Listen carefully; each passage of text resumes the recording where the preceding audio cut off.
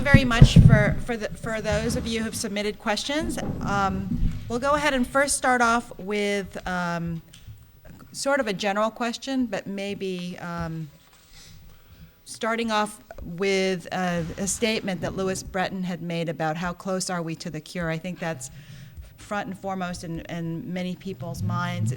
He had articulated the progress, and I wonder if some of the other panelists would be able to comment on their perspective, given all the various approaches that were presented this evening regarding timeframes for the various approaches and what we should expect to see in the next 5 years, in the next 10 years, et cetera. I remember Margaret Heckler when she said, oh, we'll have an HIV vaccine in, what was it, 2 years or something like that. So I think we're in our infancy. I think that the fact that there are precedents that a cure is possible is huge. I mean, it now becomes more of a technical issue as opposed to a theoretical. But it still is a big technical problem, finding the right combinations, finding the right type of immune manipulations, et cetera. So I would not hazard to guess how far away we are from a cure, but it's going to be measured in many years, in my opinion. So, I think I'm just very obviously excited that we have a cure in these few patients, and I think we didn't have that before. So when I also put up that slide with Timothy, it was fascinating for me when he was in Seattle that he sort of catalyzed this entire new field. Now I think at least we know that we can cure, so that has been fascinating for me. Now I think we need to find out what exactly is this allogeneic, or those T cells from the different donor, what exactly do these cells do? And how can we take that knowledge then and make it safer? Like with what we've heard now from several speakers too, with this CAR technology. And we know we can do that. For cancer, we are doing this right now. We can take these cells, we can learn from this allogeneic effect, we can now take the immune system and engineer it to make it really to do the same thing as in these patients, but likely safer. So I do think it'll be possible to achieve it, but it will take some time. Okay. Mike McKeon? I divide the question out in two ways. First would be that for different population groups, there may be different time frames. For pediatric populations, we don't talk about them much here in the States because we don't see much infection of kids in the States, but it happens abroad.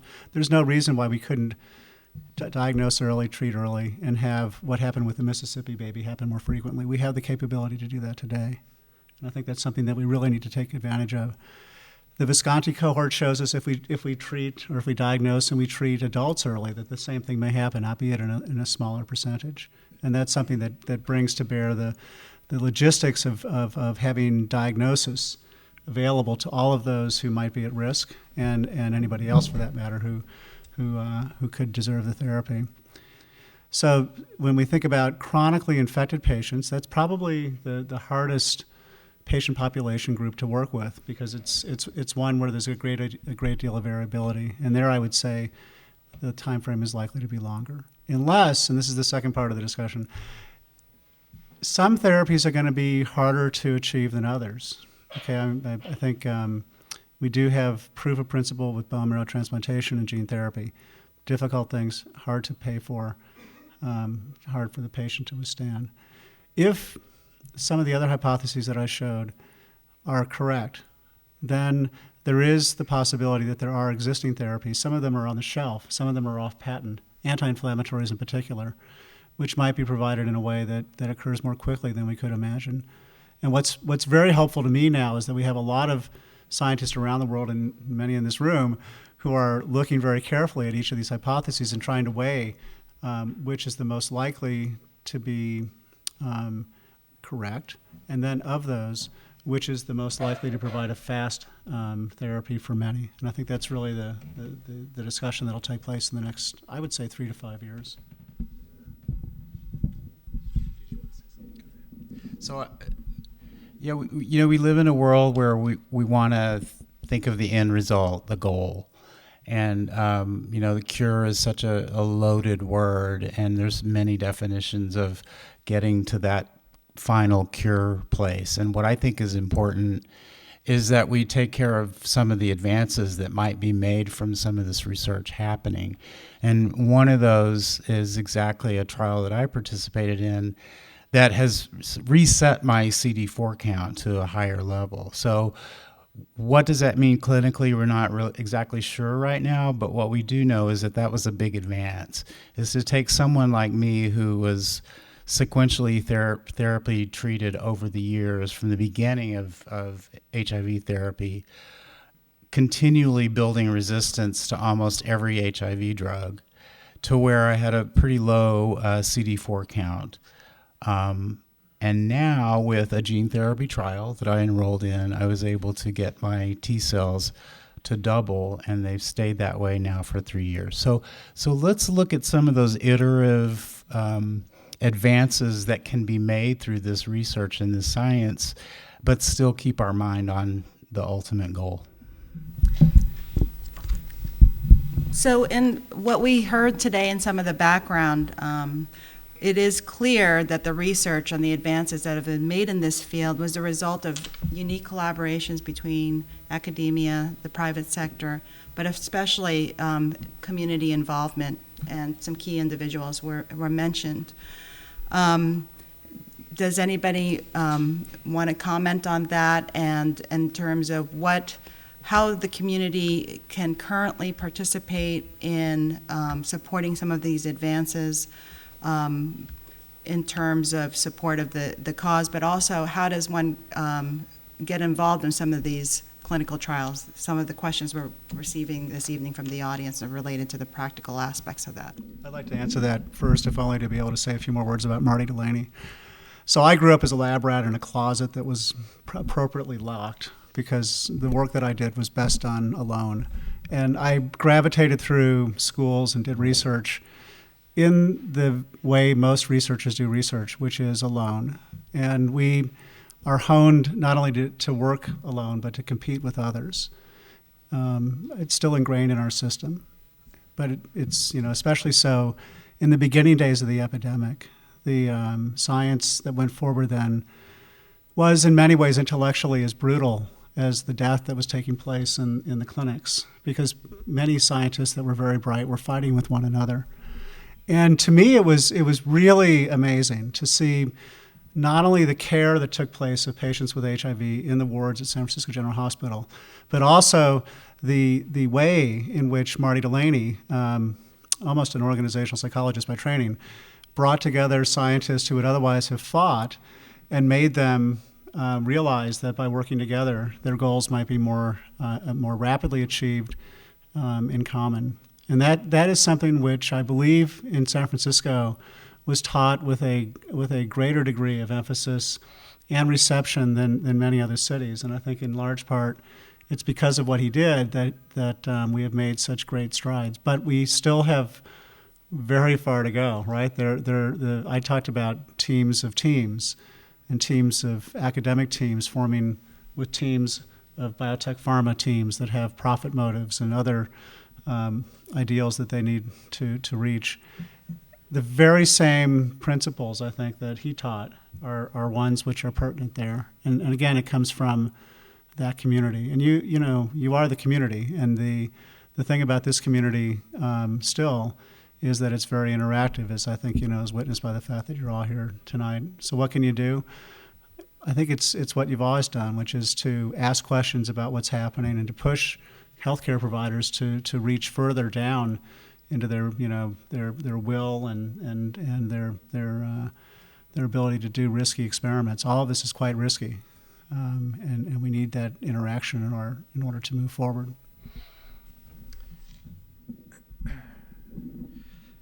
I'd like to just go back to a couple of different items that were shared tonight. You have heard so much in the media. The media has come back into the HIV space in a real concerted way. Some of the news that you've heard is hyped. Some of the news that you've heard is accurate.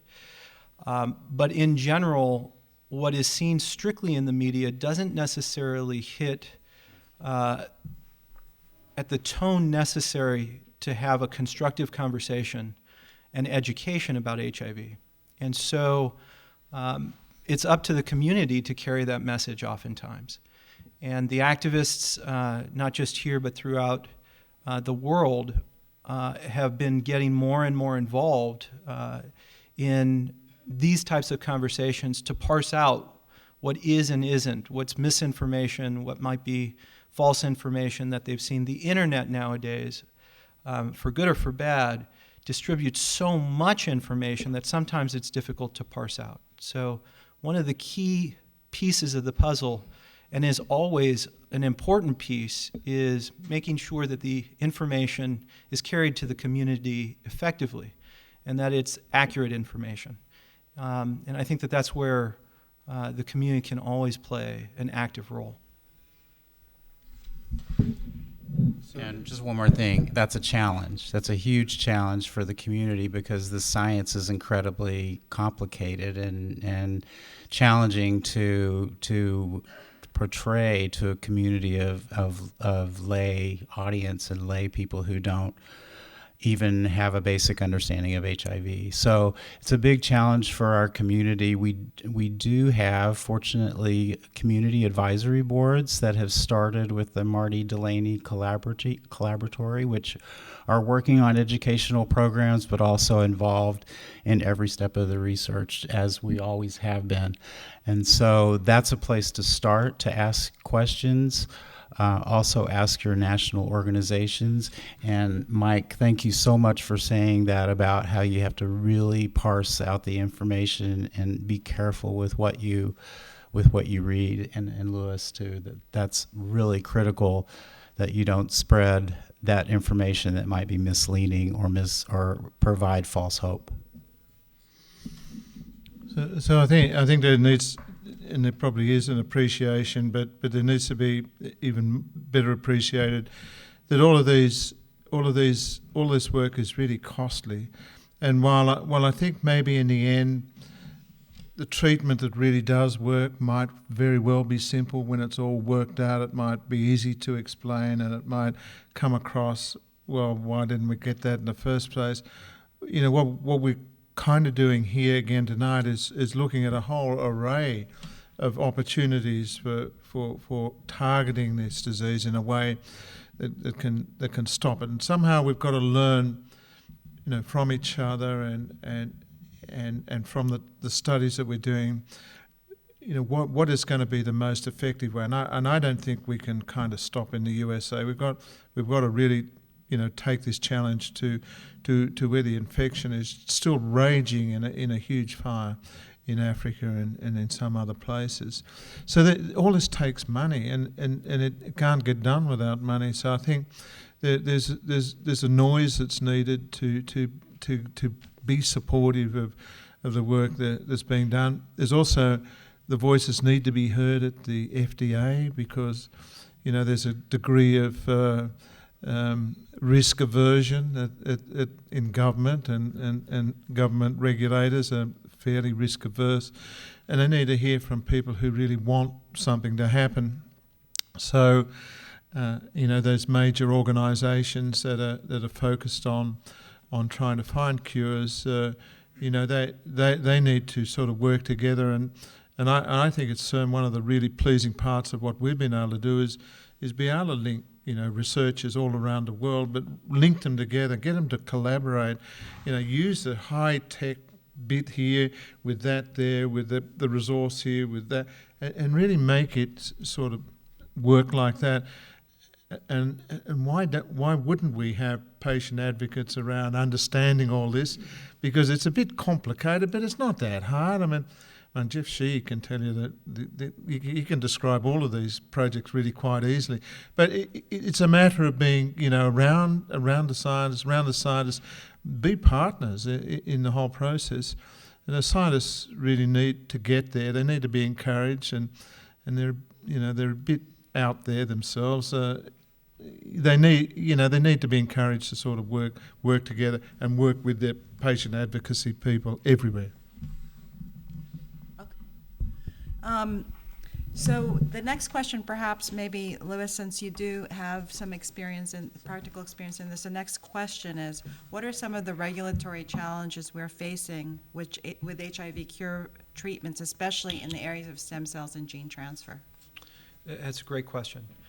So we believe early and often is the approach to take with the FDA. I've shared this strategy, and plenty had shared it with us. I think we met with the FDA 13 different times through telephone calls as well as meetings before we submitted our IND. I dare say it was a collaborative, very open exchange with them. But there are things that are intrinsic in the process that I think need to be worked on. The first is there's not a tremendous amount of clarity between the U.S. and other regulatory bodies when it comes to this particular type of therapy. There's also, when you're looking at biomarkers and you're looking at the ability to come back and show standards of how the immune system is functioning, there aren't really standards yet that are established. So you have to establish your own standards and then convince the FDA that they are something that they should be looking at. The other concern is that because this is such a new field, if somebody is working on something that the FDA has seen and has worked, oftentimes they believe that might work for you as well. So they try to bring that into the conversation, and it sometimes works and it sometimes doesn't. And so the piece of the puzzle here with collaboration and to be able to work in emphasizing and accelerating the work with the FDA oftentimes is having clear guidelines and having a clear conversation about what you need to achieve in order to move to the next step. And we actually were given that. We believed that path was laid out for us, and in many regards it was really the milestones that became part of our ongoing process, our tasks, in order to get through and get approval for our first step. But for final approval, because this has not been done yet in our space, there's a number of additional obstacles that will need to be faced, including scalability, standardization, QA, QC, what a final product looks like. Those are things that are left in front of us. Thank you. Hans-Peter? There's a big effort right now. I'm part of the RAC and also ASGCT, and actually we have a committee now as well that works with the FDA to streamline and improve and facilitate some of these discussions to hopefully get these cellular therapies into the clinic, appropriately into the clinic more earlier. Thank you. I just wanted to share with you a story, how a regulatory issue triggered an advance in the field, and it's also a story that involves Martin Delaney. So it was about 5 years ago that about 12 of us or so assembled at George Washington University, and we were there to discuss how do we give SAHA or Varenistat, a cancer drug, to HIV-infected subjects who are quite healthy in an attempt to cure. Is that ethically appropriate? And since Marty had played such a role in terms of lobbying drug companies to move their agendas forward, he was at the meeting. And it was Daria Hazuda who was at this meeting, and she was presenting results from her shRNA knockdown studies. And I'm sitting there thinking, God, we're doing the same thing. This isn't a good idea. I mean, we're doing the same thing. And I said, and then I said, we really have got to start collaborating. In fact, I said we should form a collaboratory. And everybody kind of looked at me and like, well, you're crazy. We're here to talk about SAHA. But Marty Delaney said, that's exactly what we need to do. And so for the rest of the day, we forgot about the regulatory issue, and we planned a national collaboratory to attack HIV latency. And I remember having dinner with Marty that night, and he said, I think something important here happened today.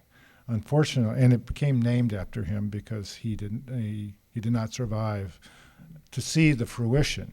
But NIH was at that meeting, and Carl Diefenbach took the message back to Tony Fauci, and they got behind it and actually put serious dollars and funded now 3 collaboratories nationally. But it all started with a regulatory issue, and it was the capstone was Marty saying this is a really good idea that then just completely redirected the whole tenor of discussion. Can I say one quick thing? Sure. So we've several of us in the community have worked with the Forum for Collaborative HIV Research, which is a body that puts together think tanks to put together all the stakeholders in the research, including community members, to discuss some of these issues. And we have just secured funding to do a collaborative forum with several of the researchers at this table, the NIH, the FDA, and community members to work out some of these regulatory problems. So stay tuned. That should be coming up in the next 6 months or so. And where can folks find out more information or updates on that initiative? So that more information should be shared after the meeting once there would be a report done, and in preview of the meeting there should be more information about when and where on the forum website, Forum for Collaborative HIV Research. Thank you. We have several questions regarding some potential downsides or risks of some of the approaches that were presented this evening. One of the questions is, do patients that have been functionally cured continue to show any signs of chronic inflammation?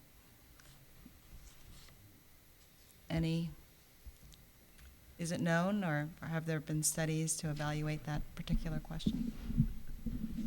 I'll play Steve Deeks now, who's gone home to take care of his family. Who would have said, so Jeff Getty, who was mentioned as having received a baboon bone marrow transplant after a whiff of cytoxin and total body irradiation, had previously been plagued with skin rashes and asthma. And those inflammatory disorders went away. And although his virus load wasn't totally controlled thereafter, his symptomatology was for the next 10 years. So there's an example where the presence of clinical benefit was associated with the absence of inflammation. And Mr. Brown also has been extensively studied and shows very low evidence of inflammation, which is consistent with everything else that we see, which is that the more inflammation there is, the faster the disease progresses, and the more likely that virus persists. And for the more viral persistence and inflammation is associated with often a shorter lifespan and other morbidities that themselves are associated with inflammation. So this particular question is quite interesting because, if it does turn out to be the case that patients are cured and continue to show inflammation, then it means that the current hypothesis that the track goes the other way around is incorrect. But to date, of the 2 cases that I know of, well, I should say that those 2 cases don't show it. It's probably difficult to say because there's other things going on like graft-versus-host disease which can cause inflammation. Yes. Oh, sorry. So I was just saying in allogeneic transplantation, if there's cure or potential cure, there's other reasons for inflammation in the patients, like graft-versus-host disease, which also causes inflammation. So it might be difficult to discern. Another question related to some potential off-target effects or side effects is, if we release the latent reservoirs of HIV, are we at risk at also releasing other dormant viruses such as HPV, hepatitis C, EBV, CMV? Anybody care to address that?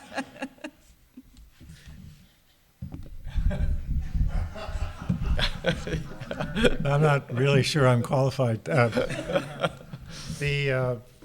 I think that's a concern that we would not want a cure cocktail that wound up inducing latency of other viruses. Now, for example, hepatitis C doesn't have a latent form of infection. It doesn't integrate into the host chromosome like HIV.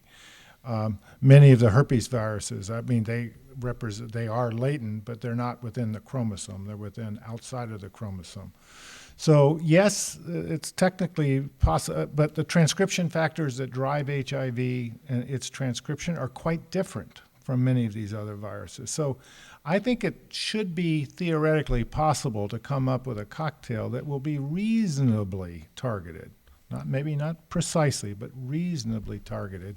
But certainly we have to keep an eye out for what we're doing to other viruses, as well as genes, normal genes within the body with this type of cocktail or therapeutic.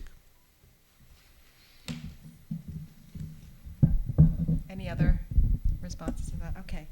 I think we have time for a couple more questions. There is a little bit more of a scientific question, or it's related to the anti-PD-1 antibody approach. And how would this antibody approach work in HIV without creating a cytokine storm by activating the immune system? I guess I'll take that, because we are testing that, and that has been a problem actually in the clinic, and one that causes pause in its use for sure. So for those of you who do not understand, PD-1 is a cell surface molecule that interacts with a ligand, PD-L1 or L2, which prevents T cells when they engage from dividing. So it basically would cripple that mode of division, and which can maintain therefore latency. And agents that would block that interaction would allow for the cell that's not dividing to begin to divide, which could then lead to immune activation and cytokine storm. So that's a real issue. I would agree. It hasn't been seen yet because the studies haven't been done completely. But And an additional question along the same vein is regarding a different approach, which is based on the CD34 transplants.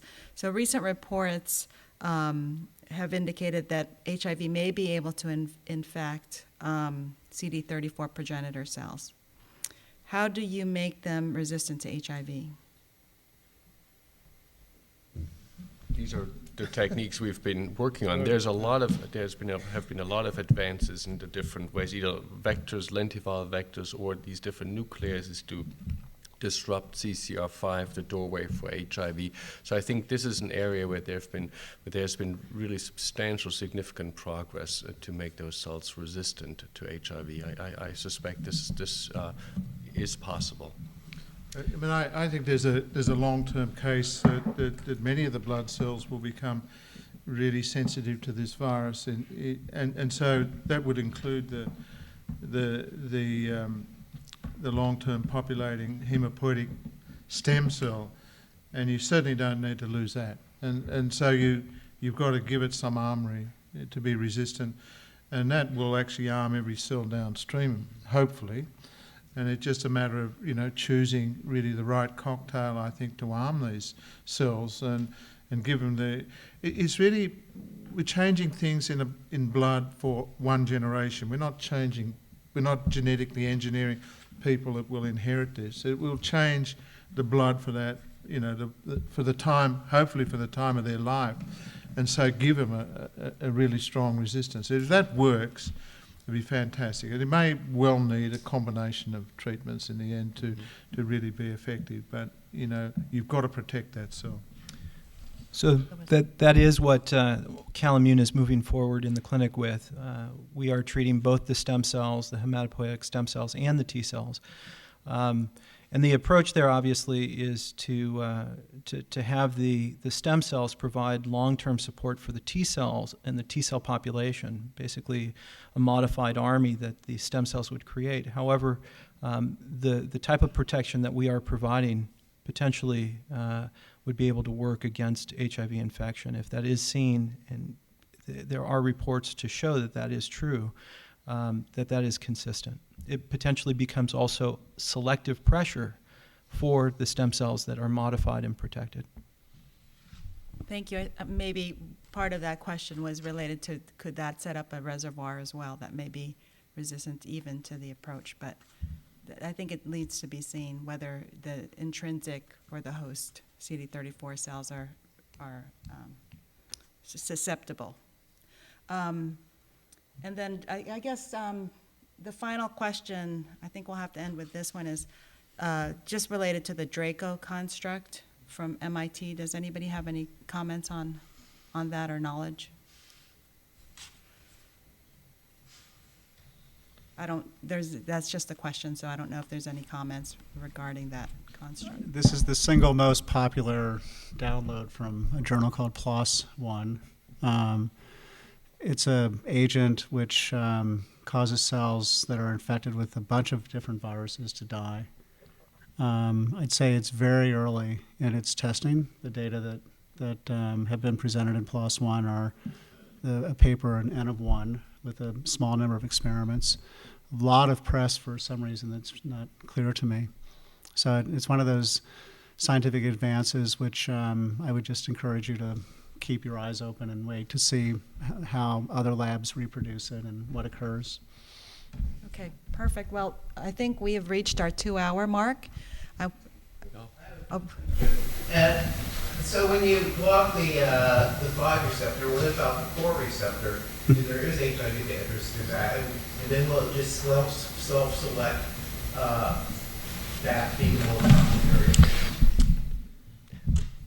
This is why I think the ultimate approach has to be like with the C46 that we've been working on as well, that really blocks both CCR5 and CXCR4. So C46 would also block. Right, but I mean, animal studies, when they block the 4 receptor, it's caused issues, to my understanding. Not with this particular C46 fusion inhibitor. There's lots of animal studies out there that have really been, I think, very safe so far.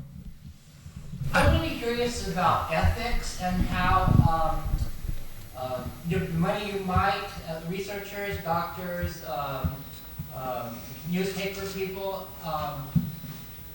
when they have money invested in certain companies or working for certain companies or lobbying for certain companies within the cure, is that legal or ethical? And what are your thoughts about that? Would any of y'all be willing to say that you work for a company and you get paid for a company? And would that interfere with sharing the information with other researchers? I would love to answer that. All right, so I think the science we can handle, and I think we can bring together the teams, and I think we can do proof of concept experiments.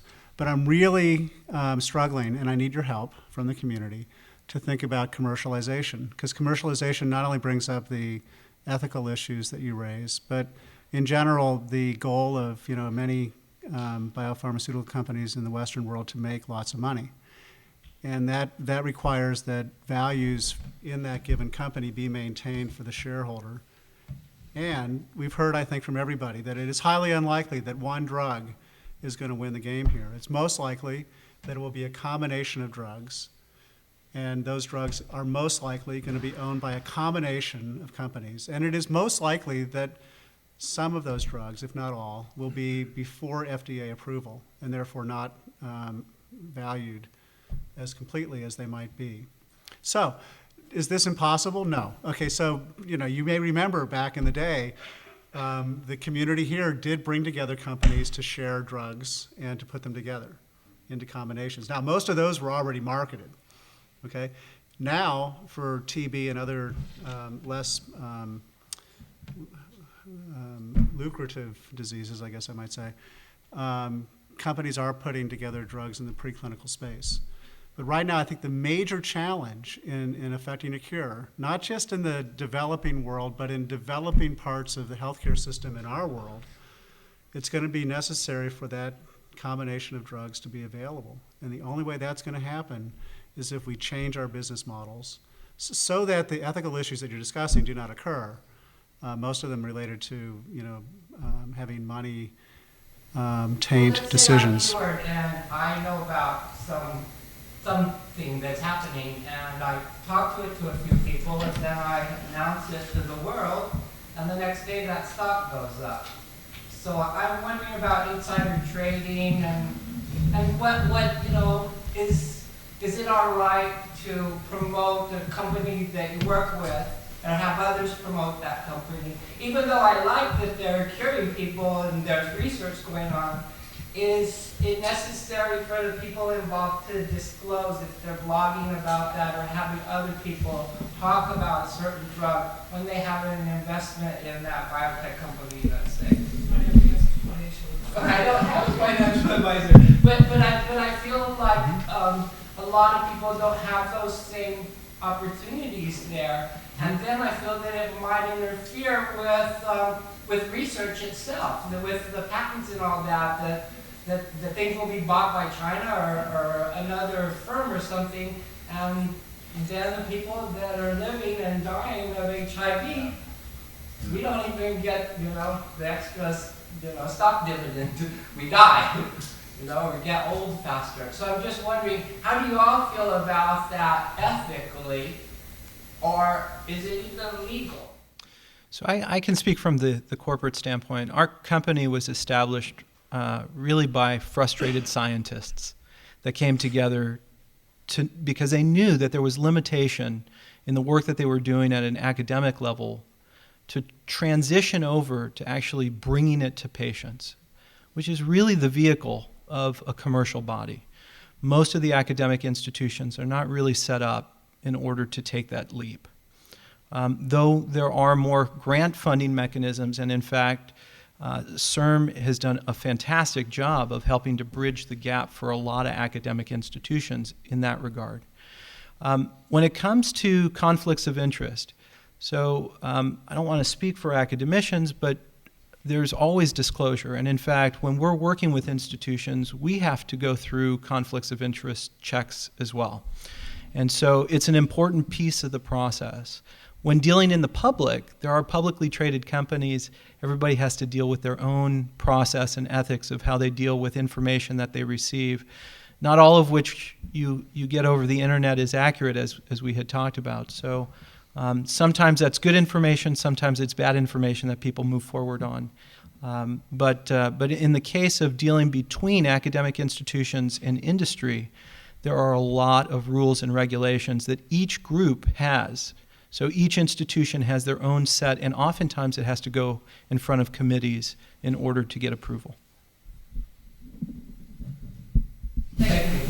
Thank you, Ryan. Just one comment and one quick question. The comment is thank you very much to all of you and Jeff, obviously, being together, for bringing not only just great science, but equally important, a little bit of optimism here. Listening to you, it really feels that it's not a matter of if, but really a matter of when. And I have to say, knowing that all of you have spent your life in the most difficult, challenging scientific arena, just having cautious optimism from you is very refreshing and quite encouraging. So thank you for this. My question is, you mentioned that the ultimate goal is obviously to try to eradicate HIV, or at least to cure HIV for all countries. In your wildest dream, and knowing already the challenge of even bringing treatments to impoverished countries or low-income countries, in your wildest dream, how does it look like for this intervention for Africa? Can I dream? You want to dream? Go ahead. No, you go dream first. Dreaming is good. Dreaming is the stuff that makes science move. And the dream is a country that has the ability to track patients who are at risk to catch HIV, who are diagnosed early, who are placed on combination therapy early, who are then given intervention or interventions that would eradicate HIV over a period of time. I would guess that period of time would be measured in terms of years, months to years, during which time the patient would be tracked to make sure that he or she was not withstanding side effects from the medication, and then they would be taken off therapy. Now, curiously, there are some countries in the world in which that's easier to do than in the United States. There are medical record systems that can be set up in developing countries that are more easily done than here. For instance, in healthcare access is in some countries more accessible than here, even though it is October 1st and the Affordable Care Act is out. So my dream, I think, is actually, in this dream that I have, it is more likely true that it's going to happen in a place like Zimbabwe, which I just visited with some of my good friends here, than it would in many parts of the United States. So Is I that think too optimistic? So- She's saying yes. Since we've talked about genetic modification, my dream, and there's certain examples already, I think, it's not going to be that we take out the cells and do these complicated procedures like transplantation. It really has to be that we have a cryovial of virus or agent that we can target in vivo. So we can actually ship that cryovial to these countries and hopefully simply inject, and then that this particular agent and reagent will find the stem cell or the T cell and modify the T cell in the patient.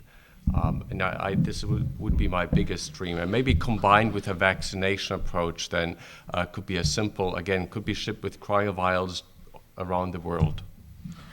Yeah, I share that. You've actually got to do it in vivo, and I think there are animal experiments which you can show things like zinc finger nucleases actually work in vivo. So, are you game enough, or should you be game enough to take this on at some point in time? My own feeling, having done things that people thought I shouldn't do, and it worked, is that you should. It's a terrible disease in that part of the world, and it's actually crashing those societies in a way which is totally deplorable, and I don't think well understood really outside those places.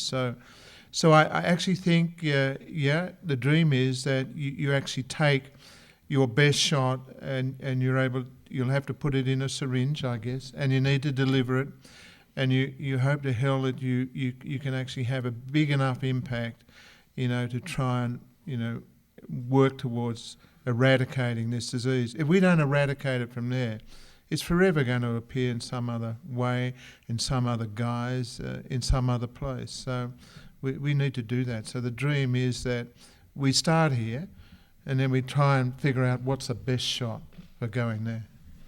This dream is a necessity. With 35 million people infected, now 26 million need treatment.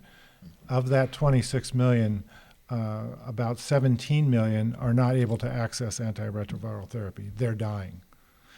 So, and we see in Africa, for example, PEPFAR slots are shrinking. Global Fund monies are the slots for antiretroviral therapy. People can't get on.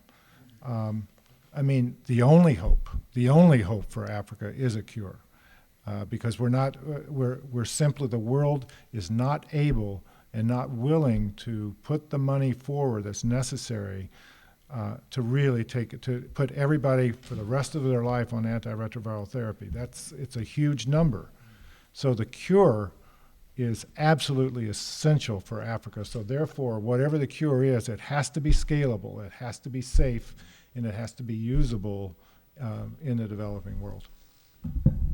Thank you very much to everybody. I know that there are some additional questions, but I think some people want to go home and dream. Probably it's getting a little late. Thank you very much for everybody's participation. Have a good evening.